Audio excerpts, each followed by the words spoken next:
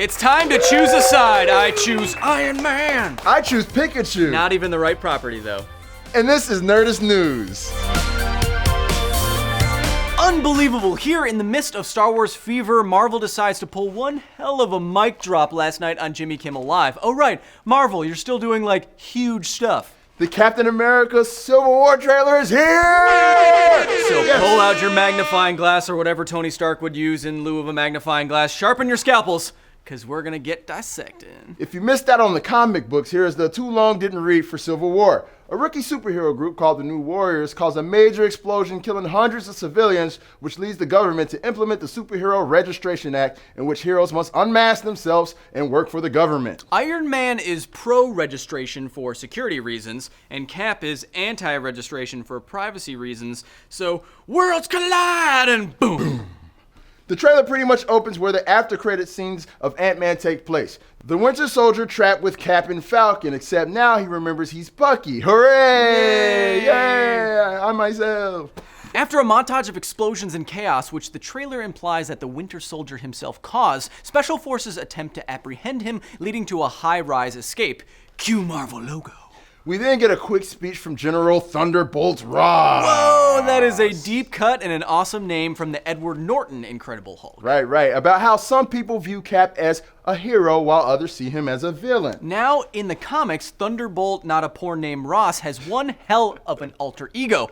Does this appearance mean we'll see the Red Hulk? Well, Dan Casey says no, but F that. We want Red Hulk. F you, Dan. Fingers crossed. Next, a close-up of Scarlet Witch receiving a huge document that reads Sokovia Accords Framework for the Registration and Deployment of Enhanced Individuals.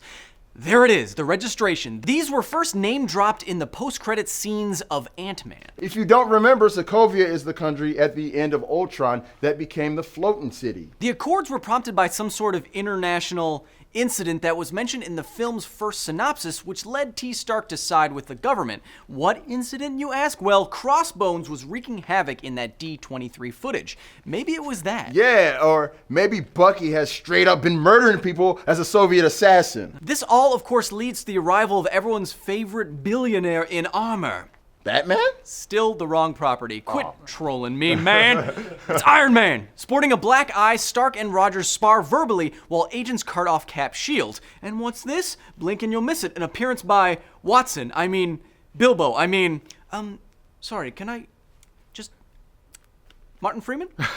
Still on the fence on who Martin Freeman is playing? Our bet is still on Everett K. Ross. You know, the U.S. State Department liaison to Wakanda. Either way, notice he brought Agent 13, aka Sharon Carter, with him, man. Cap just can't get enough Carter ladies in his life. He can't, man. He loves those Carter ladies. How could he not? Anyway, Falcon then gets a little testy with Cap about being shot at as Cap jumps off a truck that reads IFID security. Which stands for Institute for Infectious Diseases and appears to be based in Africa, home to none other than Black Panther. Well, that's convenient because we also get our first look at Black Panther. And yes, he does look awesome. Man, I want that suit so bad. Oh, man, yes. Now, I want to point out this shot of half of the Avengers, including Hawkeye and Scarlet Witch, because she can now fly. Yay! Right? But where are Vision and Ant-Man? They're on Team Tony and Cap, respectively, yeah? Dude, Ant-Man is in every shot. Are you blind? Wait. Oh, you mean because he's like really small and he could be on like everyone's shoulder like a tiny ant? Finally, cue the sad music as Tony and Steve's bromance comes to an end.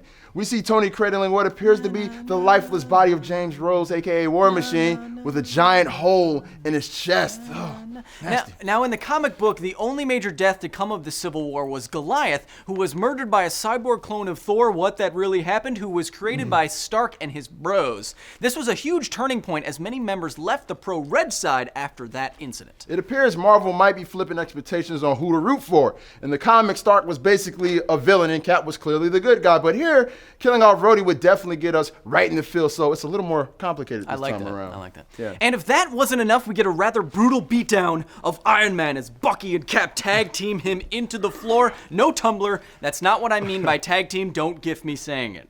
And also, no Spidey. Where's our Spider-Man? Probably getting rebooted. Spider-Man slam. But what do you guys think? Do you like what you see? Are you pro Iron Man? Or are you siding with the Captain? What else did we miss? Please, let's discuss.